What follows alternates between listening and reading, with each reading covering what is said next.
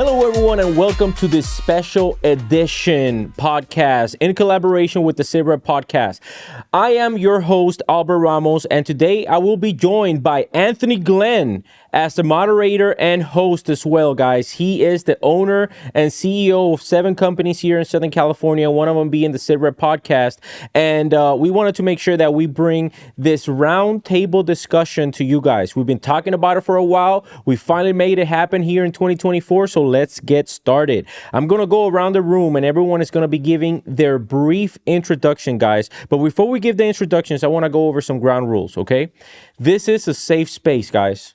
It is okay. It is okay to share your opinions, okay? It is okay to be respectful. What's not okay is going to be to disrespect or bash on other people's opinions.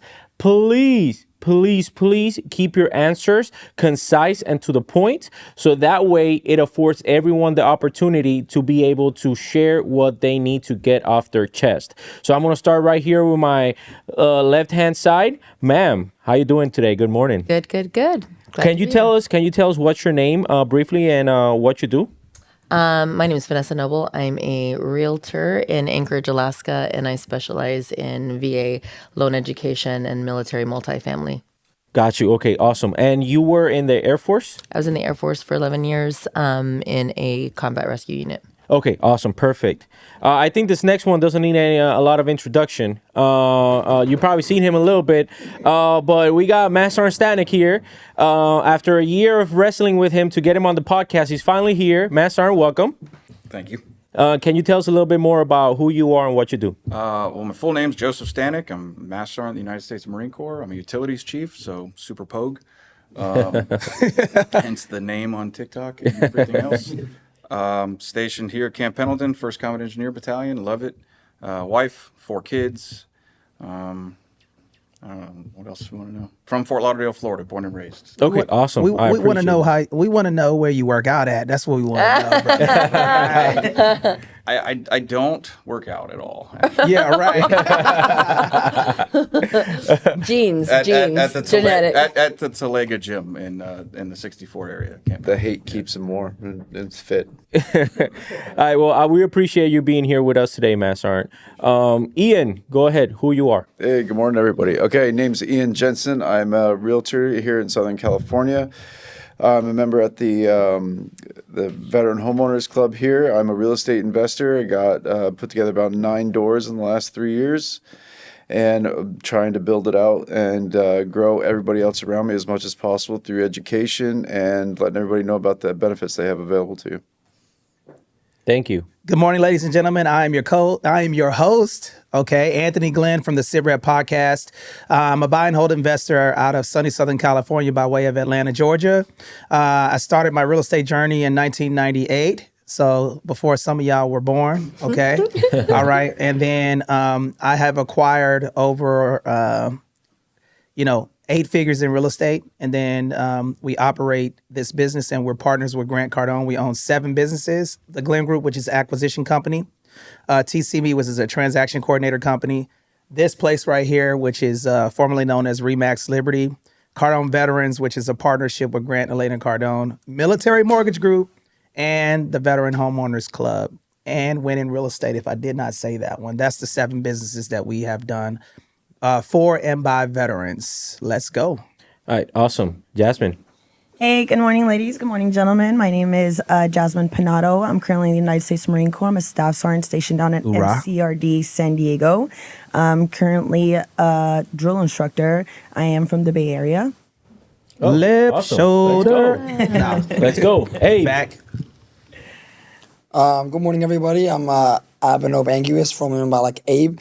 I'm a staff sergeant in the Marine Corps, stationed down at MCRD San Diego. Originally from Egypt, born and raised, moved to Michigan, and now I'm here. Okay, awesome. Well, guys, something that we all have in common is that either we have served in the United States military or we are currently serving the United States military. This conversation today is going to be directed towards, current things that we want to ensure that we establish and we start putting some brain cells to work for our current service members on how we can attack and give different perspectives to some of the issues and some of the things that are currently going on around the military. So, Anthony, do you want to take it away? Oh man, we're gonna get right into the heat, man. I got a question right now. So it's statistically proven that military families get divorced higher than the regular population. Okay. Now I want to know why you guys believe that is a statistic and how the military can fix it. Ooh, let's get to it. What do you think? Go ahead, Jasmine. I would definitely say the biggest thing, depending if your spouse maybe, well, I can say either dual military or civilian. Civilian, you might just not know what your spouse actually goes through. And, sometimes it's one of those things in your relationship where you have to be very, very understanding and just believe and trust that that's exactly what's happening, especially because some of us work long, long hours, and in the real world, let's be honest, we would not be working over 16, 18, 28 hours just in one time. So it's not very believable. And I would say dual military as well. It's a lot of pressure, We probably have different MOSs, and sometimes, we probably see each other more at work than we do at home. Mm-hmm. Now, anybody else has anything that they want to share? In regard to this question? Yes, in regard to this question. No, absolutely. I think oftentimes in the military, people get married under strenuous circumstances. People are quick to get married because the military is separating people, and so people will, get married in training environments, or, they just meet someone on a whim when they're going to move away again. And so anyone looking for relationship or love can often get tied up into maybe just relationships that aren't really for them, but they're convenient in the moment. And so when I was a non-military spouse, I was a military spouse, but I was not in the military when I was married to the service member, and I didn't understand. Right? I was a military spouse of an enlisted member, and when he was held long and it didn't make sense to me, or he had to go on TDY, I did not understand the demands on his life. And when I joined, then it changed. It all changed, because even my desire to deploy or go out the door, that really became a priority to my role, and my desire to deploy. So I think that really getting more family involvement, because oftentimes, what do they say? If they didn't issue, if the military thought you needed a wife, they would have issued you one, right? And so I think it's really important that in order to keep families healthy, because we keep breaking families, right? The military has to lead with cultivating the conversations around understanding these challenges. Because as a young military spouse, if I would have maybe had a mentorship program with other wives that would have said when they're like, oh, why should I put up with this? Because you signed up for it, right? And there is an element. When I moved away to Alaska from here, I walked away from a 6-figure job. I was in my last course to get my psychology degree, and I ended my psychology degree and just wrapped it up in a social science degree to move with my veteran. And I ended up, sacrificing my life for that.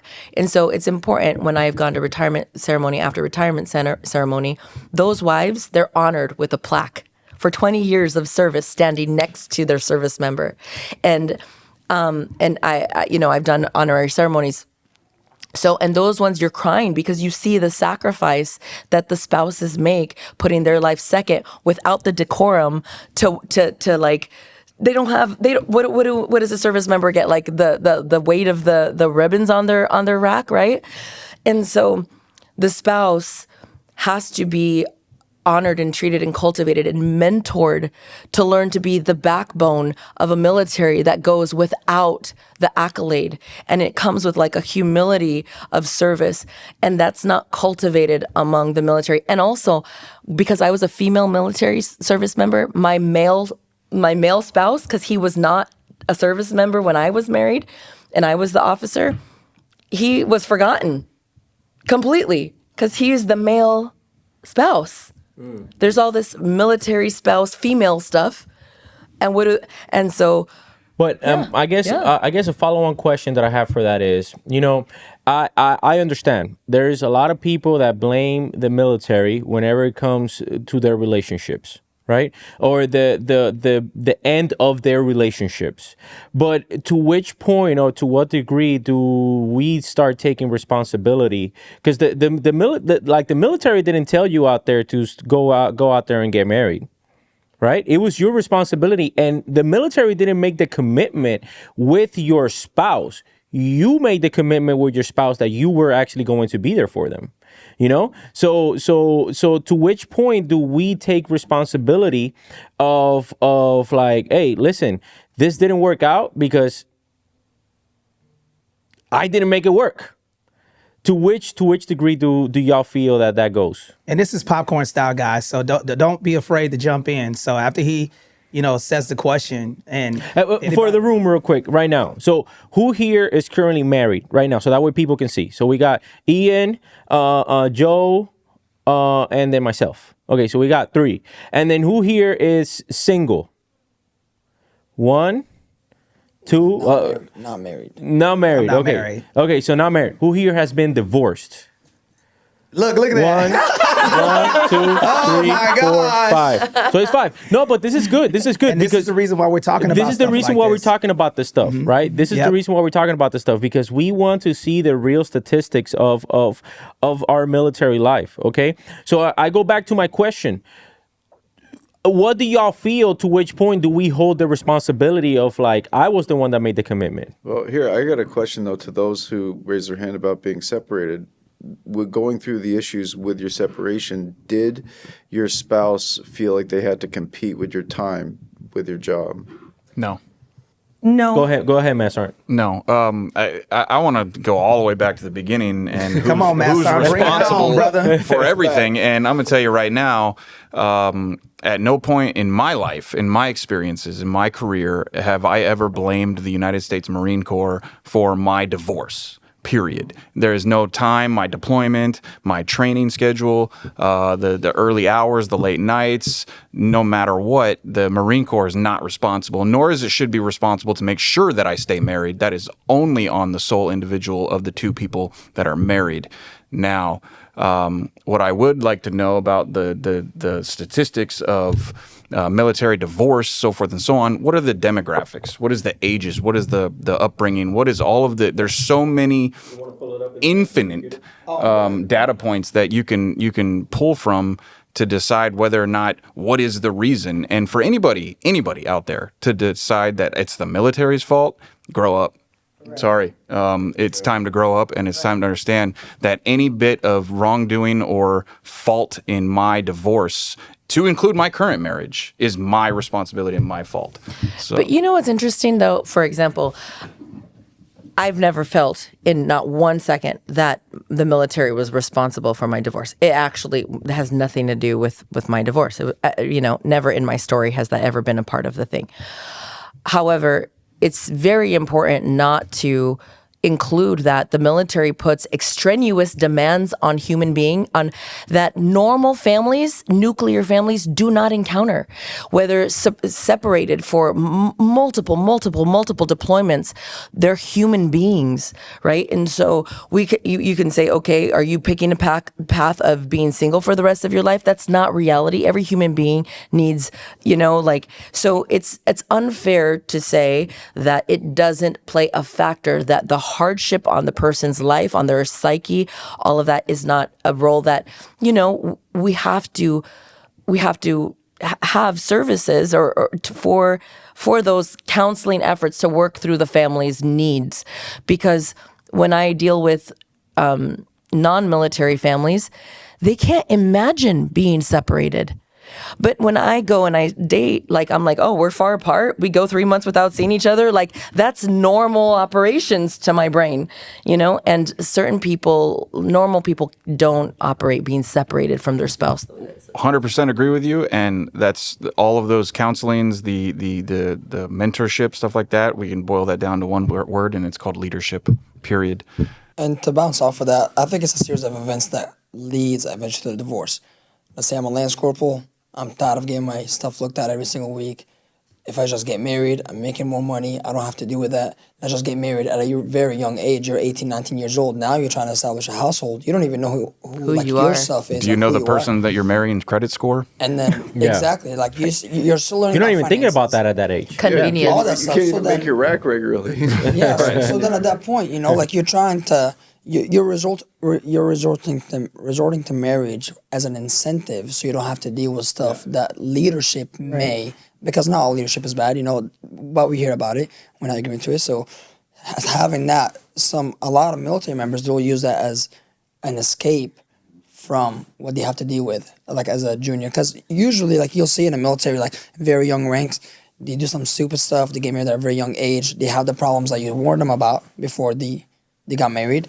Same things happen, and those are the things that cause divorce later on down the line, whether they find interest in somebody else because, their significant other was away for so long and they're young, they don't really know they don't value a family or like a household. They don't really understand the meaning of that. And I think that's the 100%. number one reason for And divorce. a lot of, to your point, a lot of the people, the young people that come into the military are not from intact families.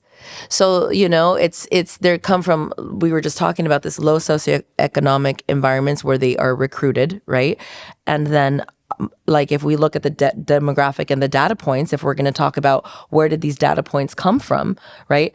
Like how many of the kids coming into the military came from were divorced, already came from broken families, right? Where those patterns are just repeated because they don't have a value system of a nuclear family to begin with. Let me go over these stats real quick though, so you guys understand this. Did you guys know that the military is around 7% higher than regular civilians? The divorce rate is 7% higher, okay, than the regular civilians. What are the biggest perpetrators? What are the branches are the biggest perpetrators? I'm not gonna go into that, brother. I'm gonna tell you what they are. I'm gonna tell you what they are based on the research that I just conducted here. It's the Air Force. Google. It's the Air Force. Yes, it's the Air Force and the Marine Corps. They have the highest divorce rate in the entire United States military. Guess it's either too good or terrible.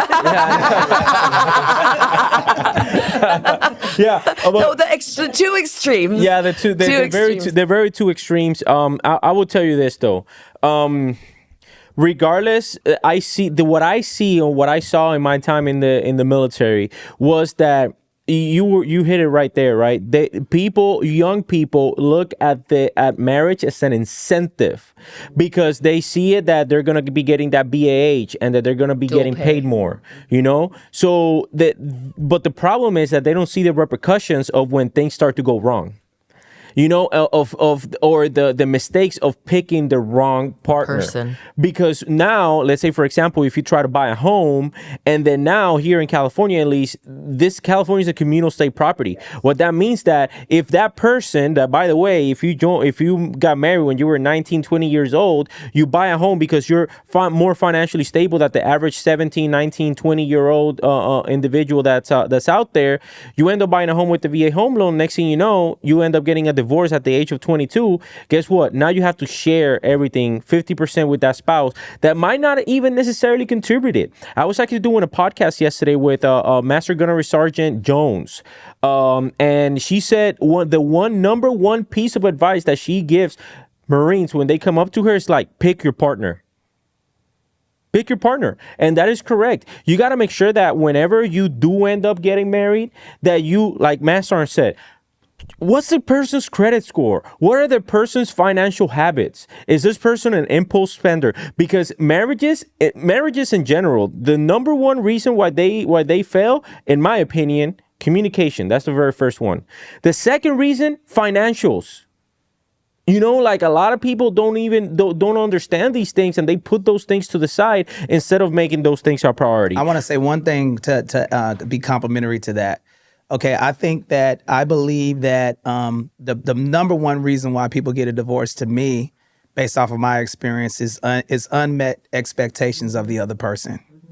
I think self-accountability is where people lack, and that's why I got a divorce. okay, because I had unmet expectation of what marriage looked like. And I didn't know how to navigate through conflict. Everybody's pointing the finger at the person that they're divorcing, but they're not looking at themselves internally. And typically, they're usually inheriting behavior from someone else. Right. Remember, in most cases where people have disagreements, is because they're looking at what they're not getting versus who they can be to the other person. Mm-hmm. That's kind of why I feel like the military families get a divorce, because when I went to Afghanistan and I came back, I wasn't the same person. Right? And I was expecting that person to be something that I wasn't to the other person. So I think self-accountability, our own personal self, is where we start to take accountability for broken relationships and work completely on yourself to be the best version of yourself. So when you do get into the next relationship, then you show up in neutral, right? Because think about it. If I get a divorce, right? I'll give you an example, a personal example, okay? All right. So when my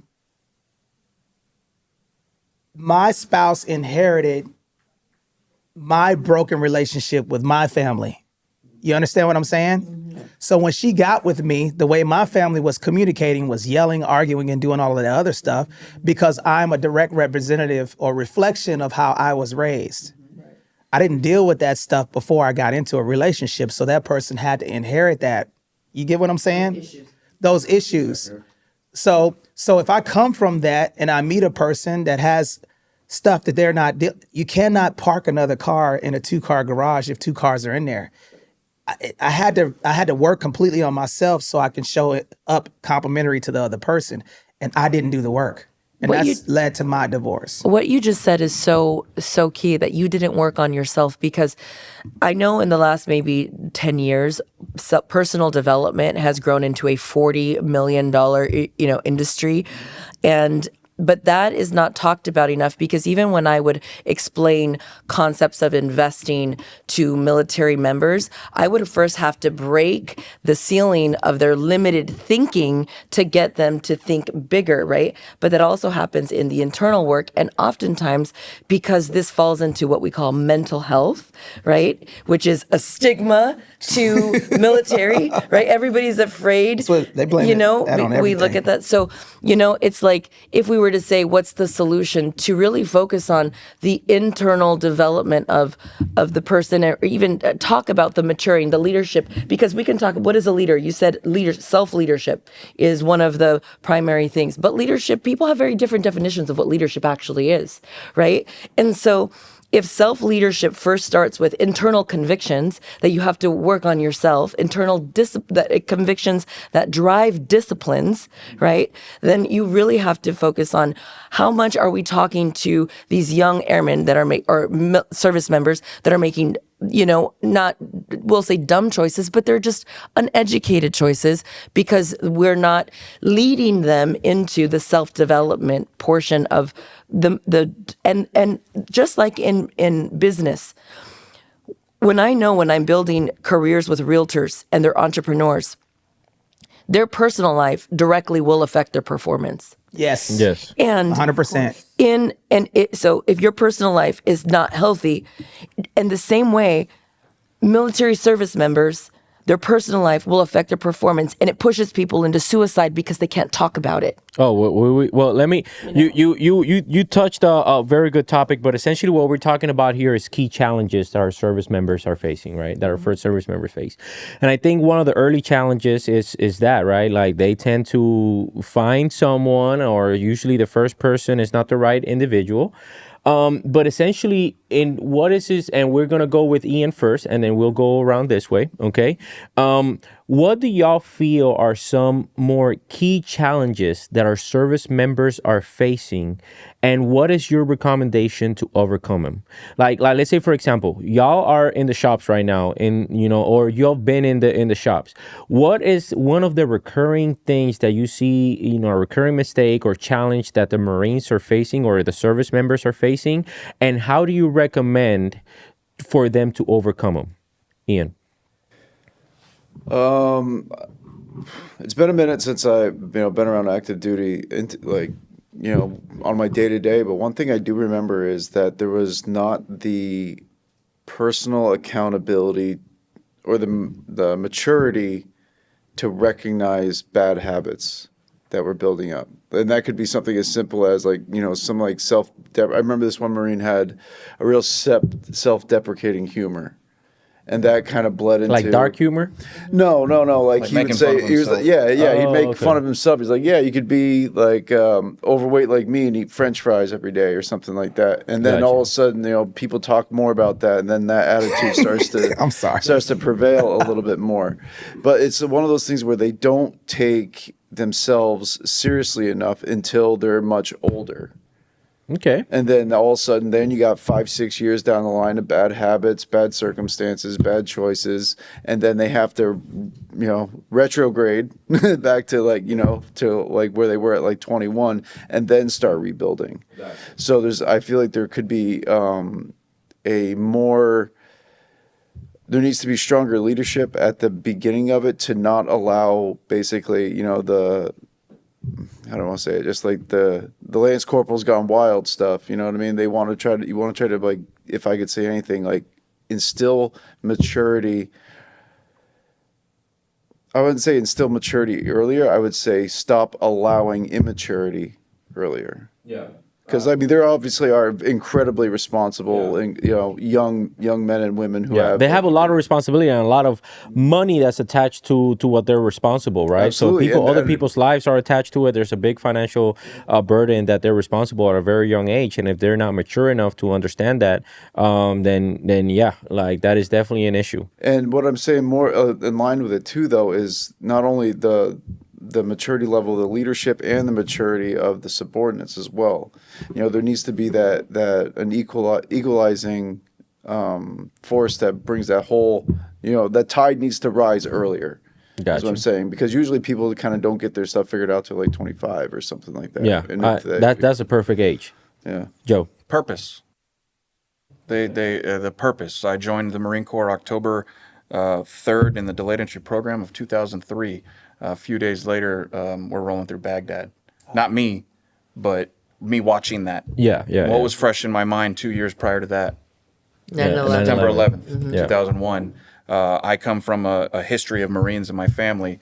My great uncle's picture is in the Marine Corps Museum, and I get to go see it in 2 weeks. It's hanging in my shop right now, where my Marines just happen to print that same picture off, uncoincidentally, and I was like, do you guys know who that is? And I got to check this out, hip pocket class.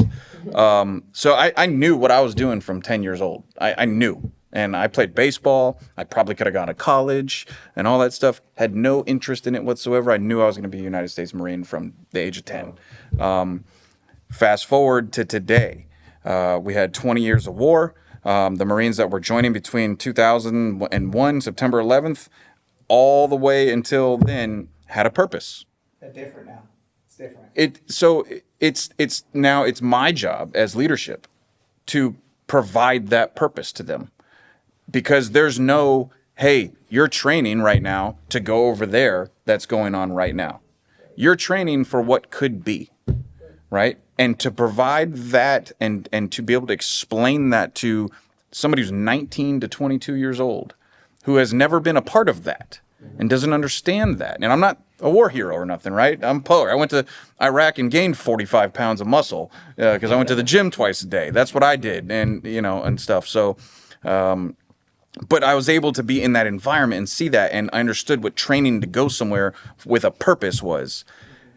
They don't, for the most part, and aside from the ones that have been. And to the majority of my Marines in my platoon, and I have a very large platoon, and I'm not going to say for OPSEC reasons how many I have, but I have a very large amount of Marines, and the provide the purpose to them on a daily basis as opposed to just doing their preventive maintenance checks and services on their equipment that is designed to go out and enable the all of 1st Marine Division to go seek with and close and destroy the enemy.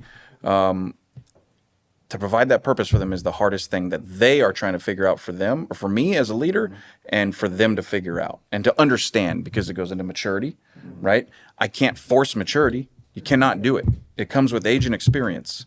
So you have to have the ability and foresight as a person of who's in charge of these people to understand that, have compassion, empathy, sympathy, and the wherewithal to explain that to them.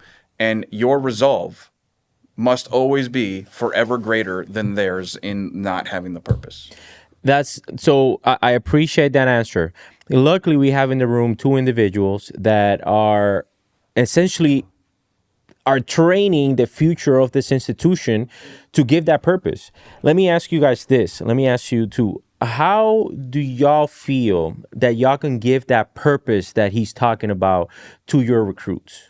That's a hard question because you got to follow a script that the Marine Corps gives you.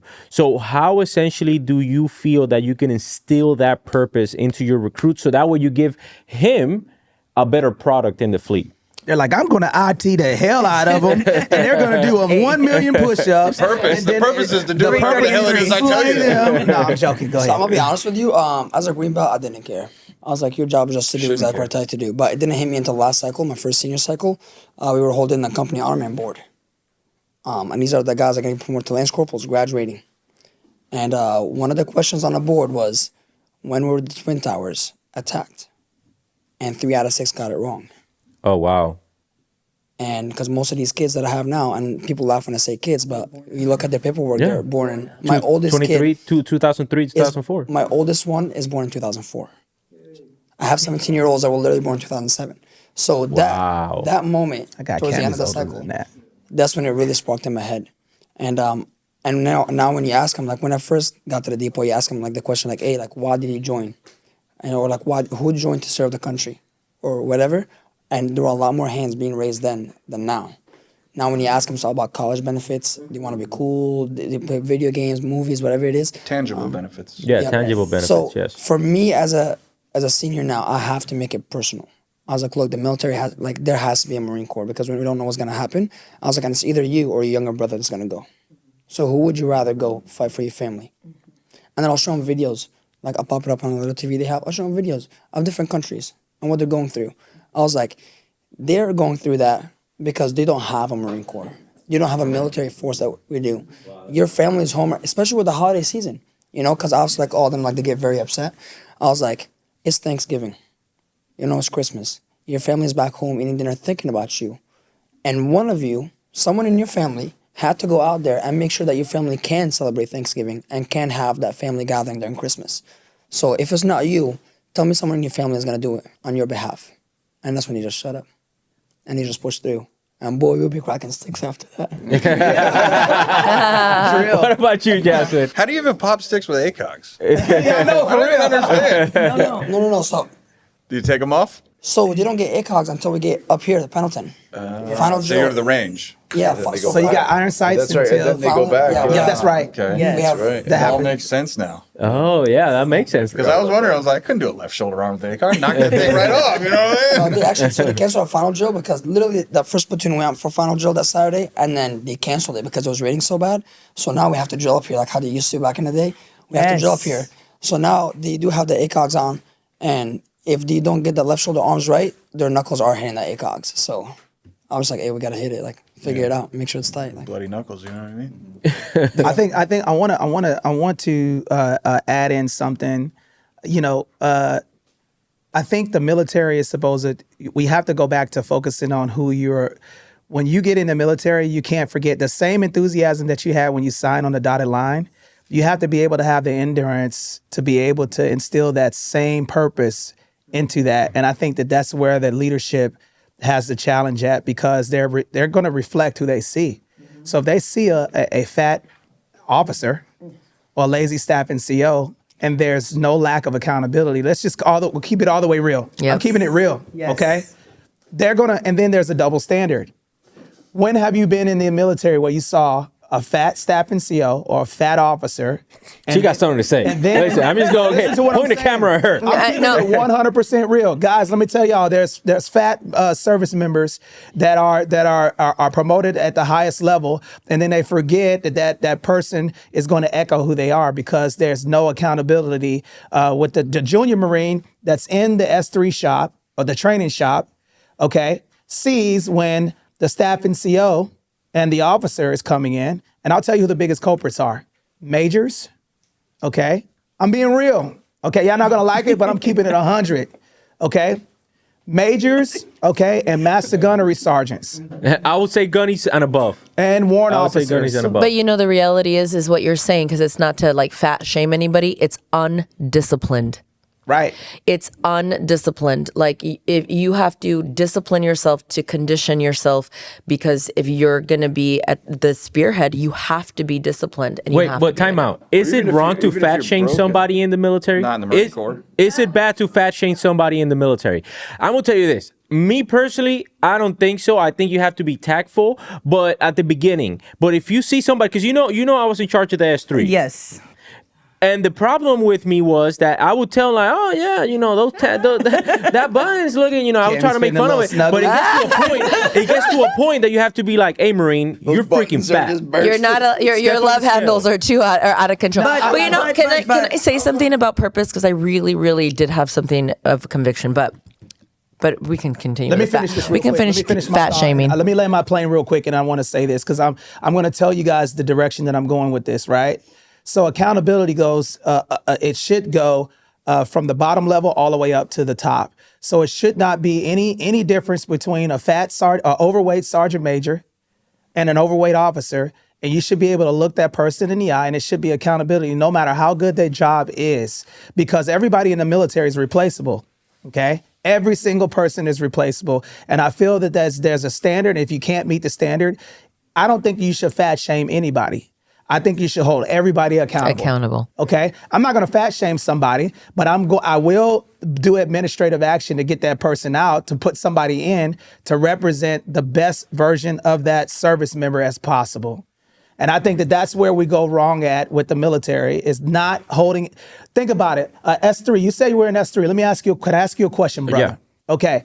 How many weigh-ins did you have private outside of staff and COs and officers and enlisted? None. Okay. So, None. And that's the reality. And she was in my unit. before that though, right? What do you mean? Like, let me give you an example. oh, you talk about me personally? No, I'm saying, how many times have you seen, okay, you have a weigh-in for the E5s and below, and you Yeah. have a weigh-in for the officers and staff and COs. It's separate. So let me tell you how my unit did it when I was the S3 training chief. The way that we did it was we would have the different companies. They would actually come in and be like, they would specify. She used to be the company gunner sergeant, so we worked directly, closely together because we had to schedule all this stuff. Okay, so the company, let's say H&S company, would the way that they usually do it was they either run their CFT or PFT, and then right fitness after, test and- physical fitness test, combat fitness test, and then right after running their PFT or CFT, all the Marines that ran their PFT and CFT would go in, and they will have to go straight away in green on green and weigh in. And I would be there present to have accountability of my company, because you will be there in a roster. And if you're not there in a roster and I didn't physically see you, then you didn't weigh in. And we're not playing the game of, hey, I want you to like me, or I want the homie hook up, or that's not how it is. And that's another thing. I feel like a lot of staff NCOs, you know, if we're keeping it real, are so caught up in, I want to be liked. I don't want to be, you know, black sheep. I don't want to be blackballed. I don't want this. At the end of the day, you're holding a standard for the military. You're holding the standard regardless if they like you or not. I will hold that standard. And then sometimes that's why, you know, some of us get blackballed. But it's okay. As long as you're holding that standard and you know that you're doing the right thing, then, you know. Yeah. So yeah. Go ahead, Master. To what you were talking about the segregated rank weigh-ins, right? We'll talk about that. I'm glad you said that. You know what? I'm glad, guys, make sure you give him a follow. I'm glad that you said that, because it Probably actually already happens. Go ahead. So that was a thing. I don't know if it's a thing anymore. I just went up and I'm a master, and I just go into 3 and weigh in whenever the hell I want to, right? As long as it's within January 1st and June 30th and July 1st and December 31st. You know what I mean? And I'm in standard. I know that I'm always going to be in standard because I have that thing. What's the word? Accountability for myself, right? So That little thing. yeah, that weird thing. But now, to your point about the weigh-ins, where it was like sergeants and below, then staff sergeants, and then like whoever else. When I was young and that happened, I didn't give a shit. So can I cuss? So, Yeah, come on, man. This is a military podcast. I didn't give a damn about. I didn't look at anything like that. I didn't care. I was a lance corporal, and like, oh, I gotta go in. I wasn't like, is my staff sergeant here?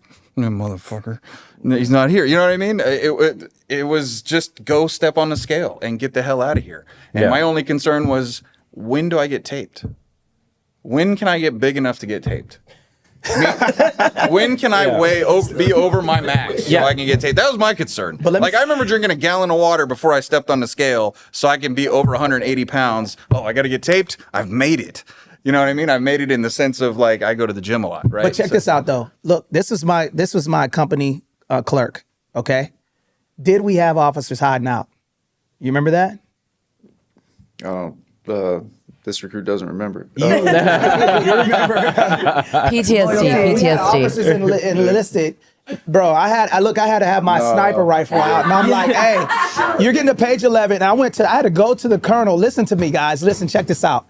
I had to go. Look, I was the big bad guy as a company first sergeant. And the reason why I was the big bad guy because I said, "Hey, I got a fat captain hanging out in supply. He need to get his ass down here and weigh in." And I said, if a lance corporal's getting kicked out for not being in the standards, then that captain should be held to the same standard. Period. And unfortunately, it's been happening since 1775. Yeah.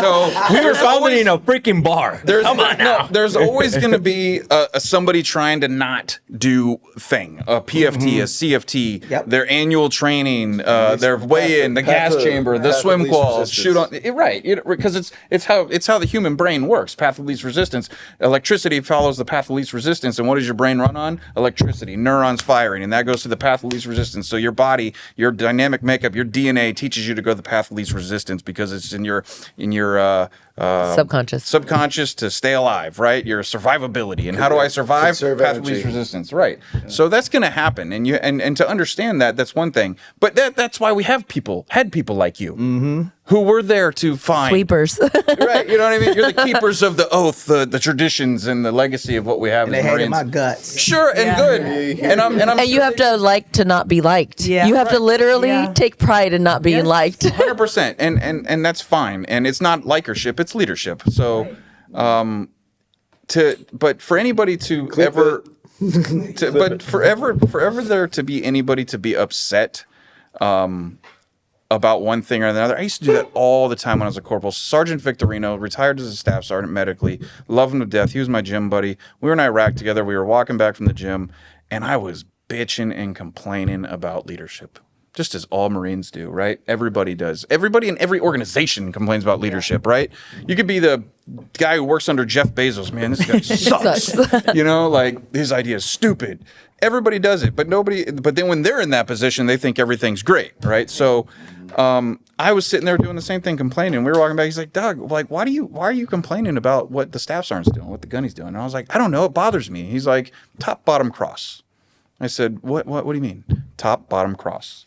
Don't worry about what's up top. You're not going to change that. You're not there yet.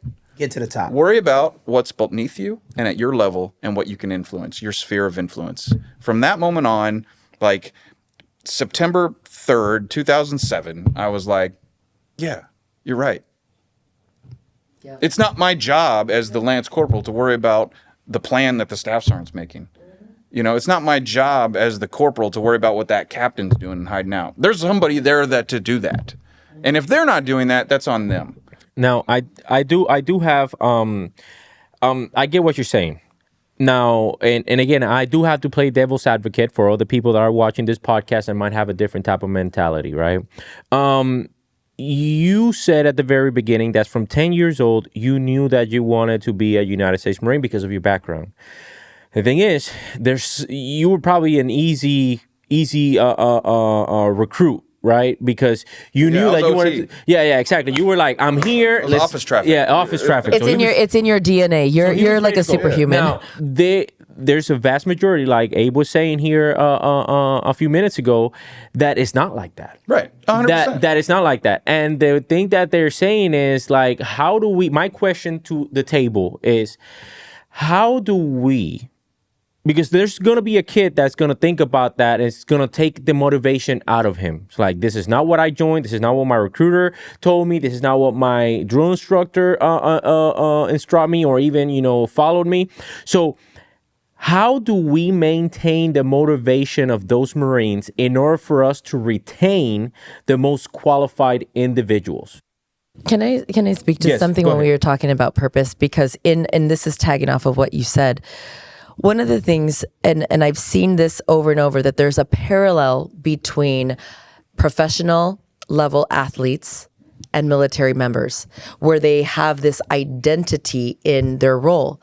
So I always remind service members, you don't get to play at the Super Bowl without all of the practice, right? The everyday training and training and training and training. The NFL players grew up playing football at 5 years old, right? And that was 20 years of training for a Super Bowl game, right? And as a military, like you were talking about, that they've never experienced war, we train to be the most elite, right? The most elite of and even when I talk to some of my friends are actual, like, patriot, like, ring holders and everything. But I'm like, military members they have more respect for service members than even their own peers, and it's crazy that the civilians look to the service members to be the most elite. And so when people lay their head on their pillow at night, we have to be grateful that there's no bombs going off, because there's a Marine fighting somewhere else. Right? Where there's a Marine fighting somewhere else in a different country, where the conflict, when they're like, oh, the embassy blew up in Iraq. I'm like, okay, it's supposed to blow up there because it's not here. Did you think they were going to deliver us cookies? No, they hate us. We are on their territory for a reason, because and so the peace that we have here to lay our head on a pillow is a value that they forget today, because they didn't see war and conflict. But there is, and even when the government tells you, oh, we don't have a presence, there's Marines there, right? There's Marines there. They're holding down some sort of security place, just that we don't see often. And so it's important for people to realize, to go ahead of that. I appreciate that. So the question still remains. It's a very good question, because now we're heading into a different time, that it's going to be a transitional time for everyone in the military, right? So how do you feel that we can keep that motivation in our service members of all ranks, not just Union Marines, of all ranks, in order for us to retain the most qualified individuals within our ranks? Now let me say this real quick. Army missed their goal. Okay, they were 72% recruiting. Okay, Navy 97%. So they did not meet their goal. The Marine Corps 100.14%. Air Force, missed their goal by 3%. Space Force got their goal of their recruiting. Now, the retention situation, I believe, in the military, the reason why I feel like it's a challenge right now going forward, and the reason why they're having such a hard time retaining, is because the pride and belonging is not there. Why would I stay in the military? Let's just be honest, okay? Why would I stay in the military when I can go to the military, get my VA loan, I can go viral on TikTok, okay, and make $100,000 like the Master Sergeant a year? That's not what happens at all. First of all, it's like $3. I can buy you guys a coffee if you want, but that's about it. Okay, so I don't have other houses. I have a house. One second, let me finish this, okay? So this is what I personally feel, all right? Now, again, I feel that the only way that you're going to make sure that that person understands the value, okay, of staying in the military, right, is for that leader to talk about, be appreciated for the impact that they make, and be personally involved in the growth and development of that person as an individual outside the military. Yes. Taking care of their family, okay? Here's an example. Doing port and starboard, right? You remember that? Where you would get, okay, we don't need you here, you go home. Yep.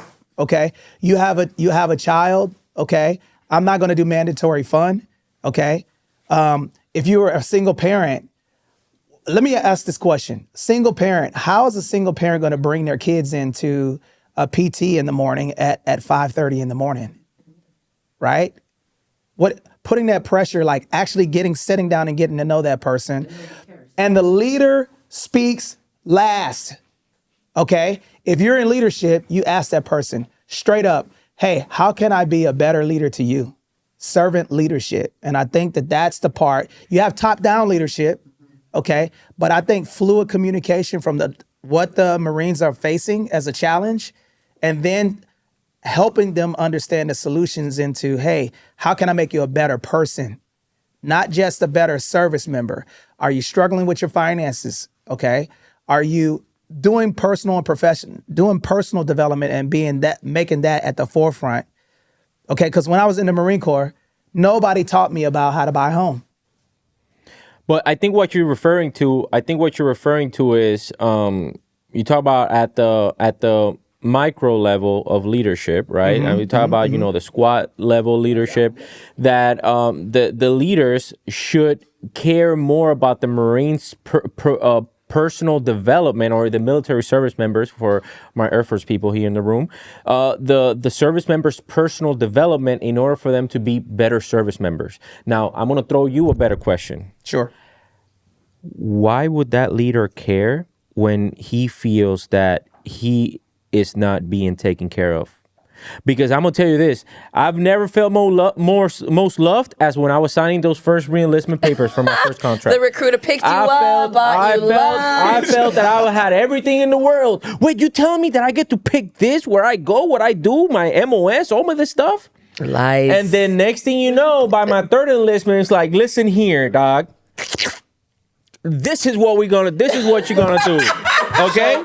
So I'm gonna cav you back off of what you're saying right now. I feel this is where me and him are not gonna see eye to eye. But. Not one fucking bit. Okay. I'm in the middle. So I've re-enlisted in the Marine Corps, and I've been in the Marine Corps for 20 years and 2 months, and there hasn't been a single re-enlistment where I've gotten anything that I've ever wanted or desired. I got a bonus when I was in Iraq because it just happened to be a good timing thing in 2007 when the Marine Corps was going from 186,000 to 202,000, and they were retaining and recruiting everything that walked and breathed. Yeah. So I got 18 G's tax-free in Iraq, and that was awesome. And Staff Sergeant knew me to this day. I'll never forget him. My career planner was like, "Hey, dog, just wait, extend until we get to Iraq, then re-enlist." And I was like, "Corporal don't know." "Okay, no problem, Staff Sergeant." And I go out there and okay, that's why. But I didn't get a re-enlistment incentive of duty station. As a matter of fact, when I got back from Iraq, I got promoted to sergeant, and then I got told I was going to go be a recruiter. There was no HIST then; it was the HERST, the Headquarters Recruiting Selection Team list, and your name was on that. You're going on recruiting duty. And I had no issues of that would keep me disqualified, like everybody in the long line going on recruiting duty was saying that they were going to do. I got divorce issues, I got a tattoo, I got a drinking problem. They're trying to get out of recruiting duty. I stood in front of Master Sergeant McGowan. I'll never forget her. I said, "Here's my package. You're qualified, next." And I was like literally that fast. Everybody else was 10 minutes, and I was in this line forever. Even with an old high school buddy of mine that I went to high school with, Paulo Rodriguez, he was standing there with me in line. He's like, "Hey, dog, I'm not going on recruiting duty. I'm getting out." And I was like, "Yeah, see you later, bud." But so yeah, and then I re-enlisted to go all in recruiting duty. My Sergeant Major Boyce called me up. He's like, "Hey, Staff Sergeant Stanek, your re-enlistment's approved. When you want to drive to headquarters?" I was like, "Sergeant Major, I ain't got time to drive to headquarters. I'm on recruiting duty." He's like, "Tight, your re-enlistment's approved." Click, hung up on me. And that's it. And go on to recruiting duty. And nothing against him. I love that dude. I'd stab somebody in the throat for that man. But next re-enlistment. Hey, I want to be able. No, sorry, re-enlist. All right, tight. You do it for. I do it for me. Period. Like I never once, and maybe because of the way I was raised and I understood what I was getting myself into, but I never once looked at the Marine Corps and asked for anything other than an opportunity to be a Marine. And period. that's a different mindset. Think about it. That the is mindset. a very different mindset. Because Not even when it's not a majority of the military. It is not. But the crazy thing. I'm sorry. No, go ahead. I don't want to cut you off. It is not. the majority mindset, but it's service. So therefore it should be. And I'm sorry if I'm going to get a lot of hate for that. Unfollow me if you want to. I don't give a shit. That's the point of the you joining the service. Now, is there benefits and things that we should expect from saying I'm going to go do this and I do solemnly swear and all that stuff? Absolutely. But to be given anything other than what you have earned is the mindset that you should not be banking on. Because anything that I've ever wanted in the Marine Corps, I've never gotten. Now, okay, so you've been in obviously 20 years. I feel, and you guys can let us know in the comments, okay, about this. I feel that I respect that a lot because I do agree that you joined the service in order for you to serve and that you shouldn't be expecting that. However, as he said, and I want to go back to you because you have a very conflicting thing that's going on right now, right? You are, in my opinion, you are an outstanding Marine. You know, you re-enlisted in order for you to be a drill instructor specifically. Like you wanted to be a drill instructor. And then now that you're a drill instructor, you completed everything that you've done in your career. And then now you're going to get out. Yes. Right? Is there anything that the Marine Corps can offer you in order for you to stay in the Marine Corps? No. And here's the thing. I love the Marine Corps. You know, me coming to the States at 14 years of age, joining the Marine Corps was never, I was like, why would I join the military in general? Like, why? I got sold because originally I was a me-up contract. I was a drummer. I was a drummer. And the recruiter literally came in the room, and then he was just like, happy as hell. yeah. He was just like, hey, you know, like you can join the Marine Corps. You know, For $10 million bonus. Yeah, not even. And then he pretty much told me, he was like, you can play drums for 20 years and retire. And then he showed me like some stuff, and I was like, oh, that sounds cool, you know, like, nah, whatever. My band teacher at the time was like, he was a little bit overweight, and then I was telling him, I was like, oh, this guy, whatever. And he's like, if I can go back in time, I would make sure I was in better shape, and I would go. And like he kind of like guided me. He was my mentor. And I was like, oh, so then I called the recruiter, talked to him. And then my dumb ass went to a pool function and saw a drill instructor, and I was like, oh, fuck that, I want to be that. You still could have been. Yeah. If you went me up. I would have had to wait another year before I shipped out, and at that point I was like, all right, I had to go for like a year and a half. So I just want to do that. So here's my thing. I signed up in the Marine Corps, and I was like, my goal is going to be a drill instructor. I was like, whatever the Marine Corps needs of me, I'm going to do it. It's a Tuesday, my lieutenant comes to me like, hey, you're going on an IRF Thursday, go to the barracks, pack your stuff. I was like, ah, sir. I was like, whatever, making my phone calls, whatever it is, we're going to the field, I'm going to make the best out of it. And then I told myself, as long as I'm in the Marine Corps, I promised myself this, I was like, I'm always going to run 300 PFT, CFT. I'm always going to lead by example. My uniform is always going to be on point. You're never going to catch me without a haircut. I was like, I'm going to be that Marine. That way when I go to the drill field, I want to be the best that I can be. I want to be a senior, I want to be a chief, I want to be a drill master. Whatever I do in the Marine Corps, I'm going to be the best at it.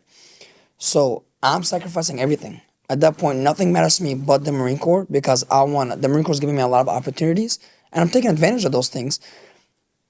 But I'm also giving it 9 years of everything, you know? And then I wouldn't be the man that I am today with like the business ideas or what I want to accomplish outside the Marine Corps if it wasn't for the Marine Corps, if it wasn't for leaders like you that actually make it easier for me to be in the Marine Corps.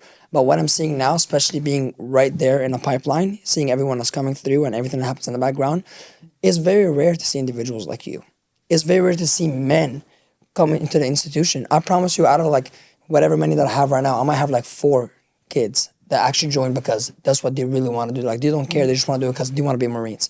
Everyone else, oh, I just want to support for my family. And when you have individuals, there's nothing wrong with that, but when you have individuals that join mainly just support for their family, what's going to be their first priority?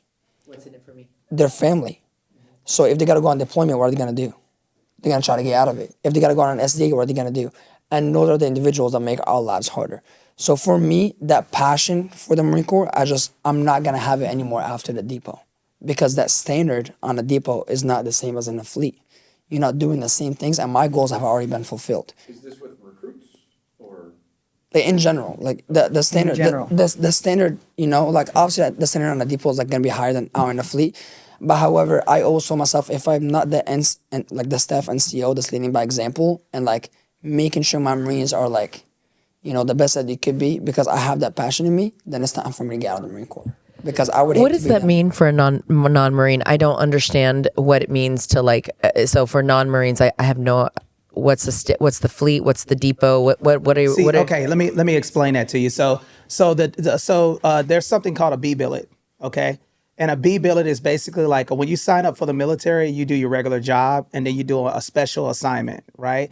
A B billet could be recruiting, drill instructor, recruiter, MSG Like a detail, duty, a detail. like a special detail that's usually typically anywhere from 3 to 4 years, right?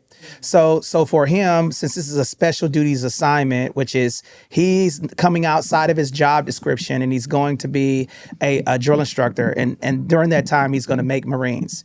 So for him, and this is part of the reasons why I kind of feel like, and we got a lot of questions that we're going to go through, so we're gonna go a rapid fire real quick and give Q&A, because I want to get to what it feels like to be a lady in the military, okay? Because I think that's a very important question that we should ask. Okay, I think I'm gonna say this real quick before I get to the next question. I kind of feel like your military career, right? I think the fundamental thing that a lot of people don't understand is that, you know, reciprocity. Okay, I'm going to love that person like I want to be loved. And I think that if you are making that the foundation, like these are young men and women that are looking to you for guidance, not just to do your job, but how can I impact this person if I receive you, okay, under my care, all right, I'm going to do everything in my power to make you a better individual. Automatically, it's going to translate to being a better service member anyway if you're doing that, right? And I think that servant leadership is something that would be a challenge for most people because most people are worried about getting promoted. Let's just keep it real. People are wanting to move up, right? And then whatever it takes to move up, you know, like right now, you're out of the military, okay? Who's out? Raise your hands. How many phone calls have you gotten from people that you actually serve with? I mean, people that I was in like I'm close with. Your leadership. Oh, and zero. Leadership, zero. What about you? I think that I've been blessed. You know, my major ended up buying a home from me. We stay in close communication. My chief foreign officer for my deployment, I'm actually going and having lunch. He's going to give me a tour of the ship on Wednesday. So I'll see you over there, Chief Foreign Officer Garcia.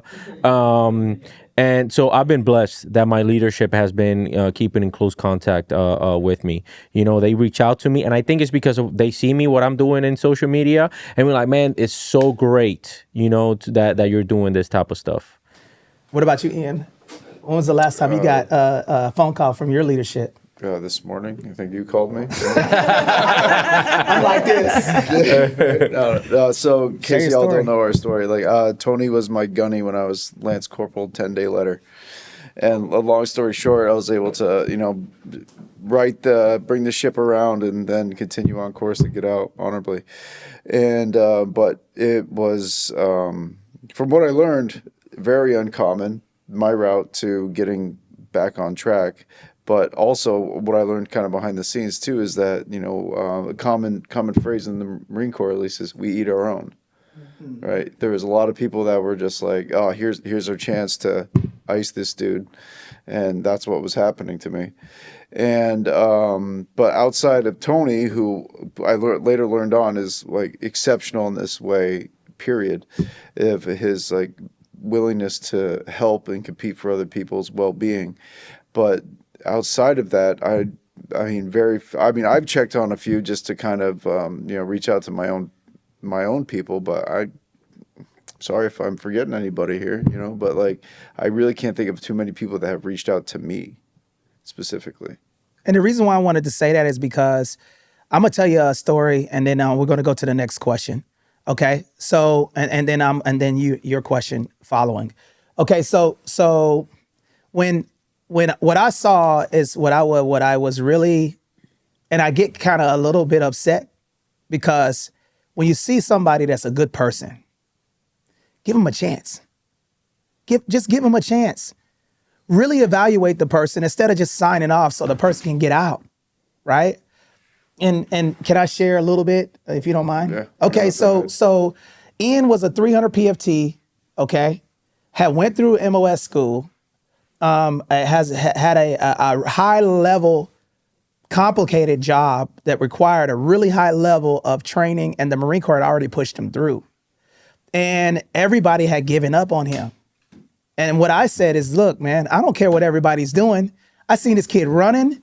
He was getting out. He's still running. He's still taking care of his uniform. I'm like, man, it's something about this kid, man. I like him.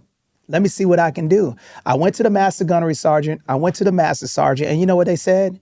There's nothing we can do. There's nothing we can do. I'm like, it doesn't feel right. So I went in the office. I talked to my Major Della. Mm-hmm. Okay, shout out to Major Della if you're here. Right. He's retired now. And I said, hey, man, this kid, I've been able to evaluate him. We got to figure out if we can get him a job that doesn't require a high-level clearance. Let's see if we can retain him. Man, do you know the colonel all the way down was snooping and pooping like, why, what did you put in this letter? Right? What did you put in this letter? I wrote a letter saying that, hey, I've had an opportunity to evaluate this person, and I went straight into the colonel's office and I said, look, I know I'm the acting first sergeant. I've been able to evaluate this Marine. I want to retain him, okay? And then he's like, you got some balls coming in here asking because everybody is saying otherwise. I said, just give me a shot. So we had a round table like this at the legal office, okay? And then the colonel looked right in the eye of the staff and CO that was trying to kick him out, and he said, hey, I want you to look into retaining this Marine. And then he was like, well, he said, I'm not asking you, I'm telling you. And his performance after that, he was the top 3-4%. I mean, 1% in the unit because he got a shot. Mm-hmm. Mm-hmm. He was grateful. Yes. Yeah. So I think, and I wanted to share that story because I feel like, if we do that and go one step above by evaluating versus just shit canning Marines, I think that people will kind of see that and it will reflect. Yeah. Not enough people are willing to have the courage to put their neck out, and that's. Yeah, we have one of our guests that needs to take off, but I want to make sure that she gets the chance to answer the next question that you have related to. Okay. Okay. So I'm going to ask a very, very challenging question that I think that people need to bring awareness to. Do you believe that the military? Do you believe that the military over-sexualize females? Is it a comfortable environment, work environment, based off of your experience?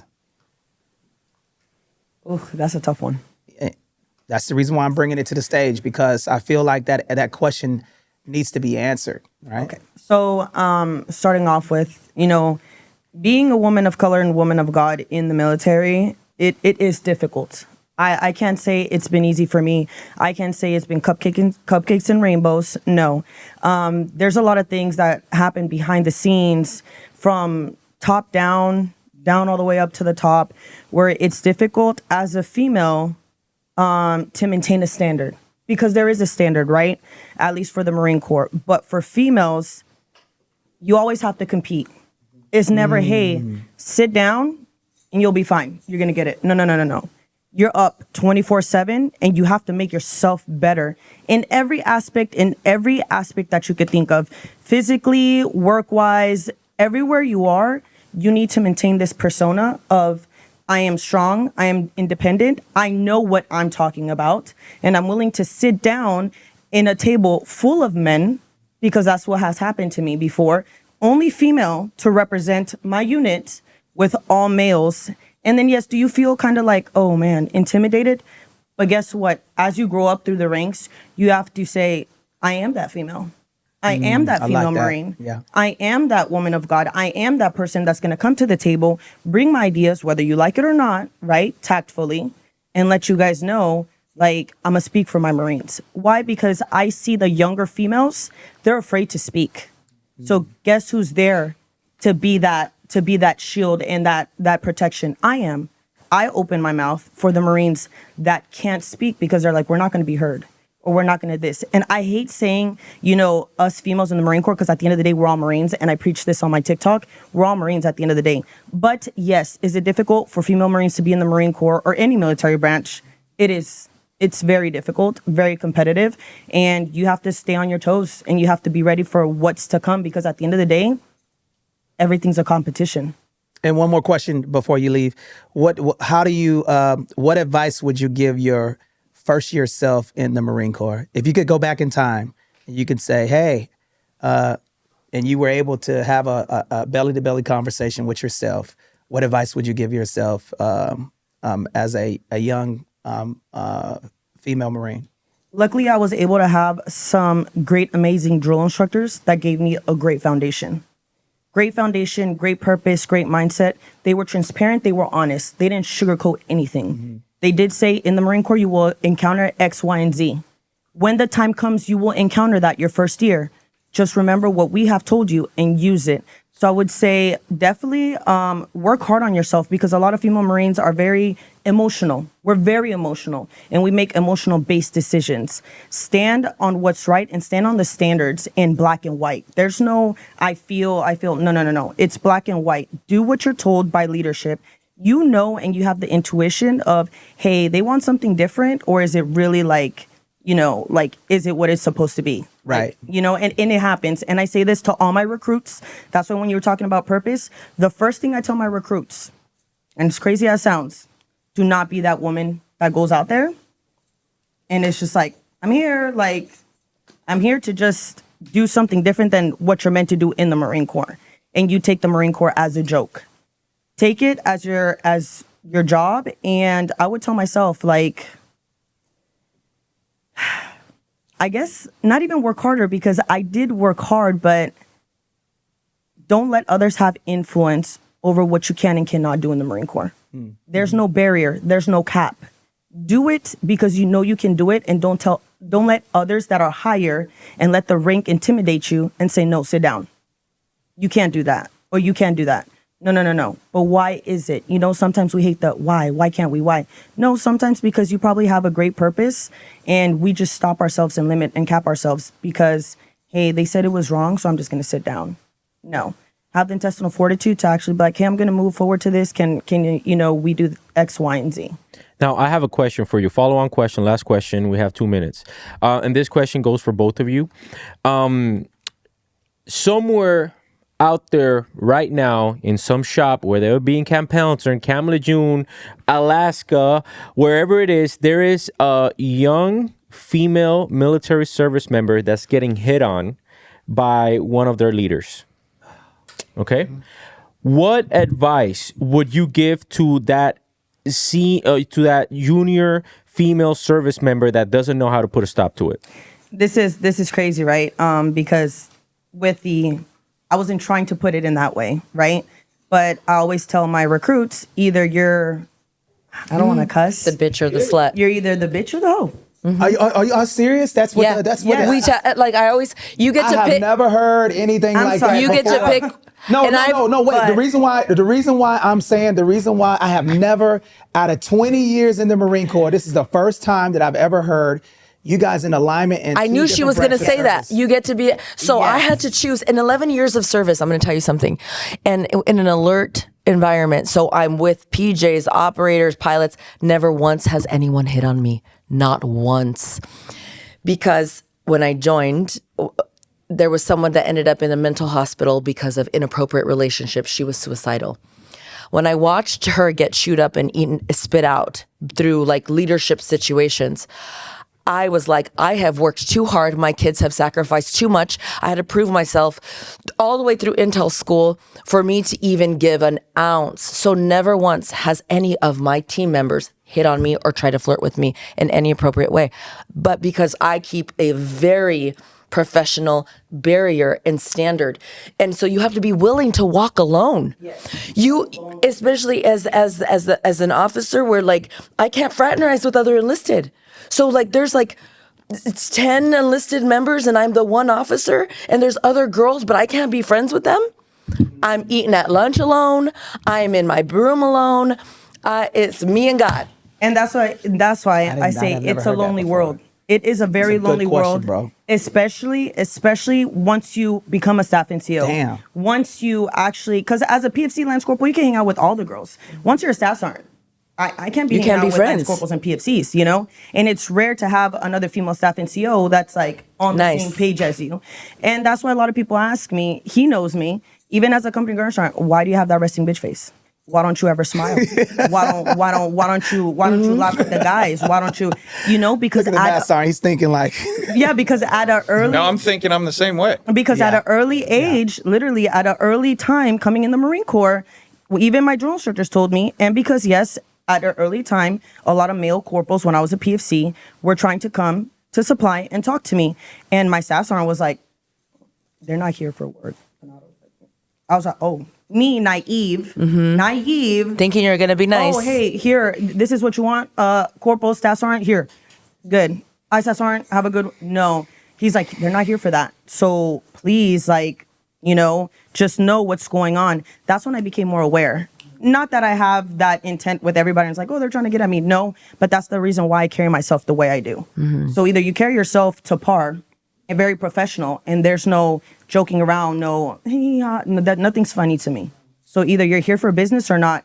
It's crazy because you can't really have relationships with people that you wish you could have because they get like that mentality of she wants to get with me. Yeah. Don't get it twisted. Right. It is not that. You're a great human being, great personality, and we vibe, but I don't want to be with you. let me say this too, in complementary to that, because we're going to do a quick reset, right? Okay, so here's what I also think. I think it's the man's responsibility when you see the behavior to make sure that you mitigate it immediately. Okay? The courage. So you got to have the courage to say something as well when you see a scenario like that, and you need to mitigate that situation when you see that type of behavior, because you don't want the environment to, and this happens in the real estate industry as well. But I'm gonna tell you this though, it's not. You said something though. It's not the male's responsibility. That is not like it. It's a human being responsibility. leadership It's a leader. So I see what I'm I have to say something though. Listen, I was deployed. I used to have to run because we had to walk to the flight line. Okay, and every time I would cross a ECP where there was a Marine at the gate and some Tongan Marines, I used to get catcalled every single day when I would cross that Marine. Right, when I would cross the Marine, they would all catcall at me. I went to my unit. Okay. Every day, and I wanted to confront them. I have a 9mm. They're strapped differently, right? So I'm intimidated. There's so much sexual assault on this base. We're with a ton of foreigners. So I get to my unit and I go to my NCO and I'm like, hey, this dude, no matter how much I dog him, every single day, whistling at me, catcalling me, I'm like, I need you to come. I'm gonna put this guy at attention. I need to address him. Crickets. No guy wanted to go with me to deal with this issue. I went And to he was a Marine. Yeah, like the guy that at you the were- ECP was a Marine. My squadron was they were all operators in the Air Force. No male, because I wasn't gonna confront this dude by myself, right? And I'm walking to work every day. I have to cross this ECP, so I go to all my command. Nobody. I go to because my NCO is the one I work with the most, right? Nope, didn't want to come with me. I go up to the command. They're like, don't want to deal with it. So I literally had to go up the chain, file a report, get this Marine in trouble. Finally, I put him at attention, this Marine, and I looked at the Tonga Marine, and I was like, the U.S. Marine was like freaking out, right? Because I had to put him at attention. But I didn't want to have to do that. Because no men would stand up and just say, that's not fucking right. Knock off your behavior. That Marine watched those Tongan Marines catcall at me every single day. Every single day. That's crazy. Well, we definitely appreciate you sharing that story. Guys, we are going to go ahead and make sure that we do a part 2 for this very special collaboration podcast. I definitely appreciate you guys watching. We're going to make sure that we put all the social media handles for all of the guests today. Make sure that you guys give us a follow. Make sure that you guys go subscribe to the A2B podcast. Subscribe and like the SitRep podcast. And I will make sure that I see you guys in the very next podcast. Thank you so much for everyone that took out of their day to come here and share and do this meaningful conversation. You guys are always welcome to come over here and have a meaningful conversation with us. So thank you. Tony, go ahead and close us out. Outstanding, guys. Really appreciate you guys coming. And thank you for first and foremost, thank you for your service. Okay. Thank you for taking a commitment to serve your country. We know there was some challenging questions in the podcast. Okay. However, I think that we want to be transparent and not all, we want to for you guys to be able to relax and answer the questions from your heart, right? Not because of and saying things that people want to hear, because I think that's what leadership does. Okay, so we'll be back here in a moment and break.